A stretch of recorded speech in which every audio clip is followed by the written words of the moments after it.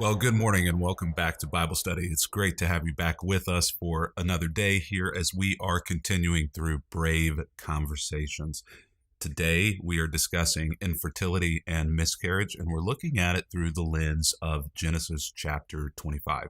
So glad that you're with us today. And I want to encourage you, if you are looking for a place to call home spiritually, I'd love to introduce you to Christ's Table. Visit us, find out more about us by going to www.christtable.today. You can, when you're there, sign up for our email list, and we would love to have you as a part of what we're doing. But either way, whether or not you have a church home somewhere else or this is your spiritual home, we still invite and encourage and enjoy having you participate alongside of us in this Bible study. We'd love to have you along for the entire ride. We're discussing lots of conversations. It's going to take some bravery in looking into the biblical text and into ourselves and into our religious circles to discuss this week infertility and marriage. Next week, we're talking about mental illness. We'll discuss domestic violence on another week, racism, sexual identity. And so we're hitting all of those top hot button issues over the coming weeks.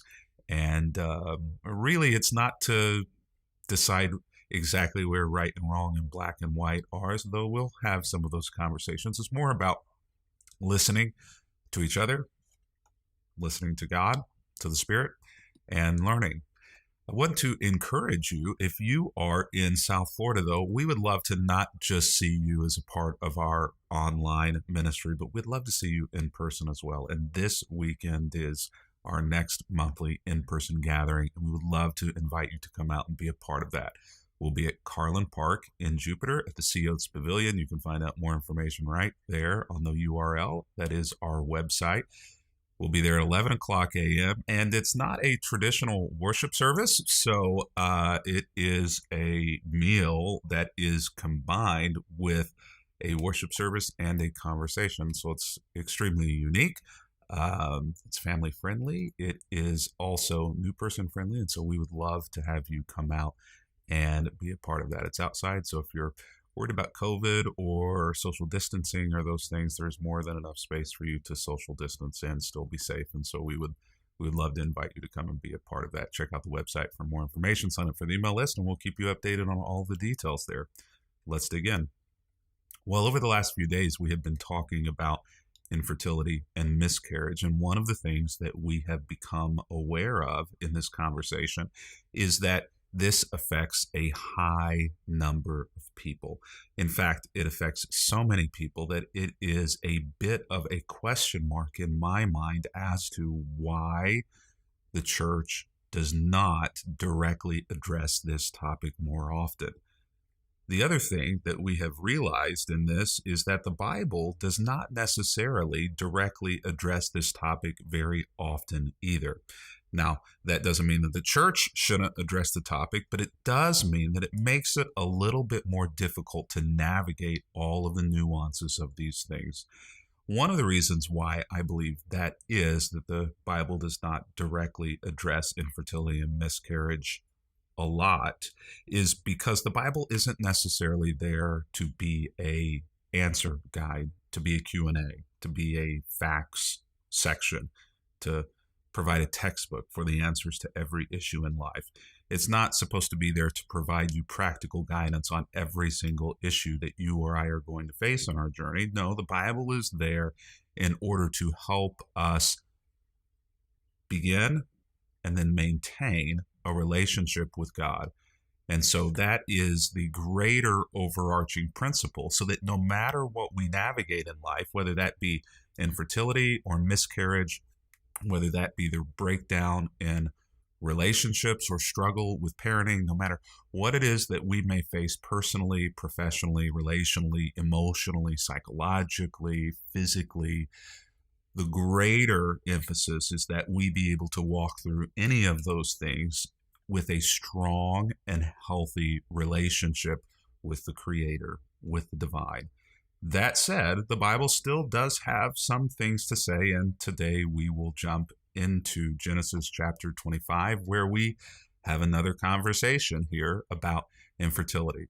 We are now jumping back into the story of Abraham, which I promised a little earlier this week that I would. The text tells us in Genesis 25 that Abraham married another wife whose name was Keturah, and then she gives birth to more sons and perhaps daughters as well. Sarah has passed away, and so likely what happens is Abraham takes one of his slaves, one of his concubines, one of somebody that he already knew. She becomes his wife and then bears him more children in his greatly advanced age.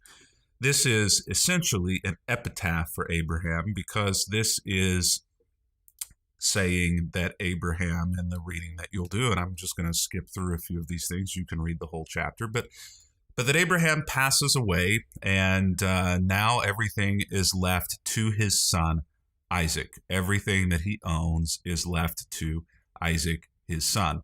But before he died, he gave gifts to the sons of his concubines and sent them off to a land in the east away from Isaac.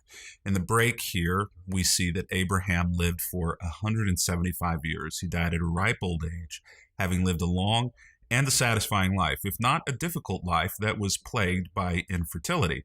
He breathed his last and joined his ancestors in death. Now, the chapter here kind of wraps up the story of Ishmael, and in order to move to the story that the teller wants to tell, the story of Isaac and Jacob, kind of has to tie up loose ends. So that happens, and then it moves in verse 19 to the account of the family of Isaac, the son of Abraham. When Isaac was 40 years old, he married Rebekah, the daughter of Bethuel, the Aramean from Padan Aram, and the sister of Laban, the Aramean. Isaac pleaded with the Lord on behalf of his wife because she was unable to have children. This is the problem that his father had as well. A promise that there would be children, but no children to speak of. For Abraham, it was because of his advanced age and Sarah's advanced age. Sarah was beyond childbearing years, and so Abraham tried to fix the problem on his own and ends up creating a whole lot more problematic situations. Isaac and Rebekah, same situation, infertility, and yet it's a different situation because Rebekah is not, as we know, beyond childbearing years here.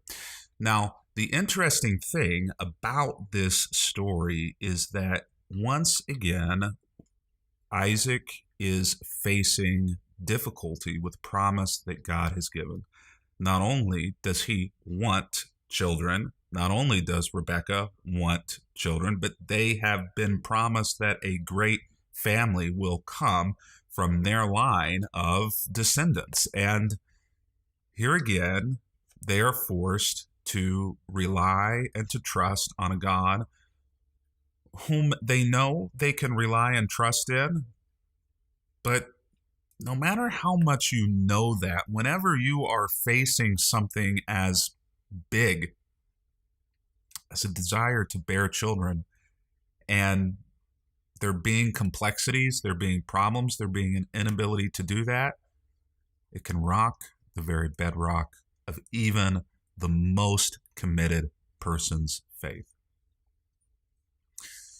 There are going to be for all of us those times and seasons in our life whenever we have the choice as to whether or not to continue to trust God and to trust his promise. His promise for Isaac and Rebekah was a family, but his promise for all of us is a promise of love, is a promise that he has our best in mind.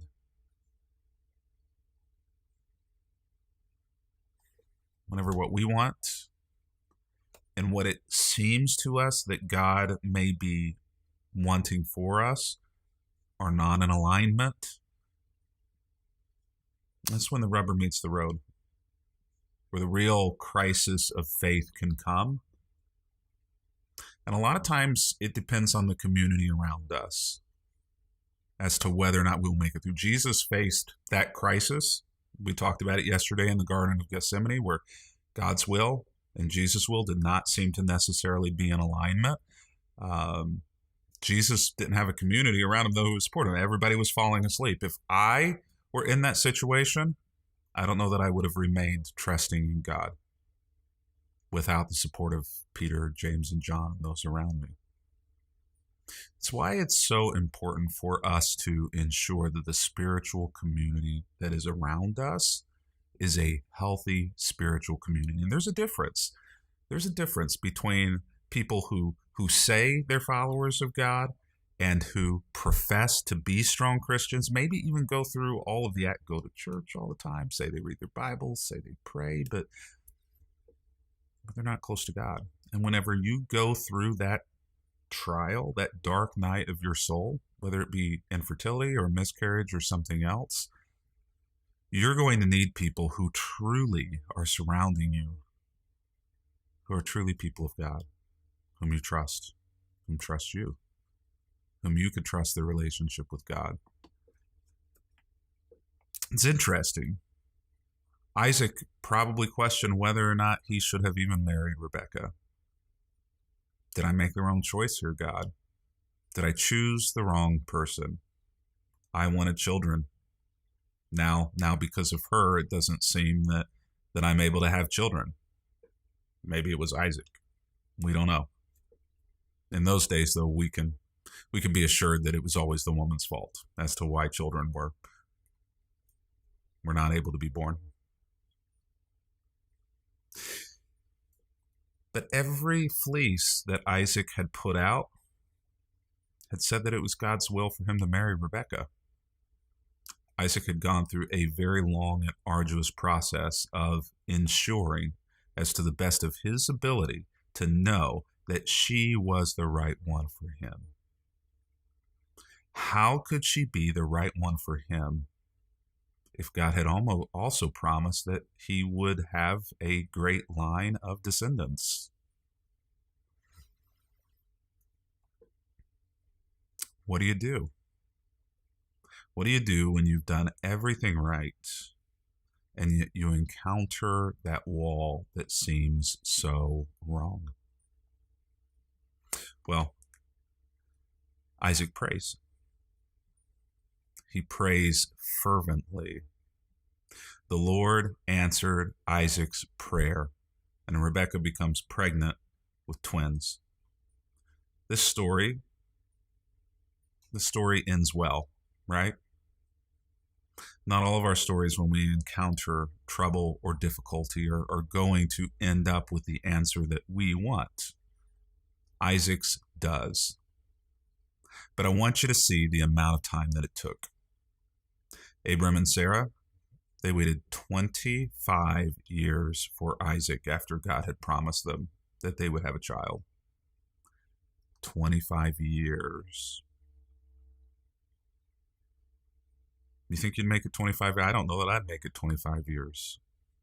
Isaac and Rebekah, following in mom and dad's footsteps, Isaac waits 20 years after marrying Rebekah for children. 20 years. Do you have any 20-year prayers? Do you have any 25-year prayers? That is not giving up. To continue to hold on to faith at some level in God after not receiving the answer to a desire of your heart after 20 or 25 years. Most of us don't make it 20 or 25 days. I can't remember the last time I prayed for 25 minutes about something in particular. Maybe our faith in God and our trust and our belief and our spiritual practices, maybe we need to keep going. But before we go, the Lord answered Isaac's prayer. Rebekah becomes pregnant with twins, but I want you to see verse 22 before we go. But the two children struggled with each other in the womb. Look at that. the two children struggled with each other in the womb. What do you make of that? What I make of that is the journey wasn't done.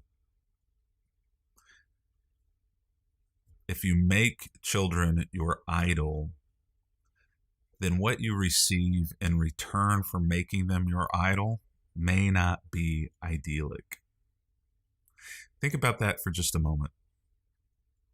Think about the fact that they waited 20 years in order to become pregnant with children. And then the fighting begins in the womb. The thing that they thought and desired would be the greatest blessing, would bring the greatest peace, would be the greatest joy to their lives, actually ended up bringing a great deal of frustration, a great deal of strife and turmoil, a great deal of suffering and bickering, and it becomes a legendary story of disagreement and dissension and lying and a broken family situation. Don't make children your idol. The birth of children, the conception of children, toddlers, grade schoolers, adolescents. Children should never be the center of your world and the center of God's plan for you. Whether your name is Abram and Sarah, whether your name is Isaac or Rebecca, no matter what your name is or what your journey is, God should be the center of your world. Now, I know it's easy for me to say. I have 4 kids, right? But I think that it holds true no matter what our number of children or marital status or singleness is. It's important for us to remember, don't make other things our idol. That without that thing, we are unable to have a healthy and vibrant relationship with God, with other people, with our spouse. Now, the Bible clearly says that children are important, that children are a gift, that children are a blessing from God.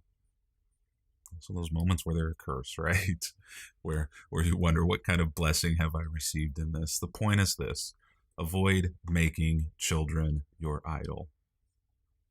There should only be one idol in your life. That's God. Well, it's been good to be with you today. Next week, we will begin a discussion on mental illness. And maybe out of all of these weeks, I am most excited about this, having done the study. I was shocked at the amount of mental illness that you see in Scripture, in some of the most famous and surprising characters that you have perhaps never thought of. And so that's where we will be next week. But want to encourage you to make sure to head over to christtable.today, sign up for our email list there. We'd love to even have you become a partner and donate. I've got a resource box filled with stuff I'd love to send you in the mail. I'll send it to you for free if you donate. And so it's been good to be with you today. Look forward to being back with you on Sunday morning at 9:45 for church. We'll talk a little bit more about infertility and miscarriage. And then on Monday next week for Bible study, we will begin with mental illness. But until that time, happy reading.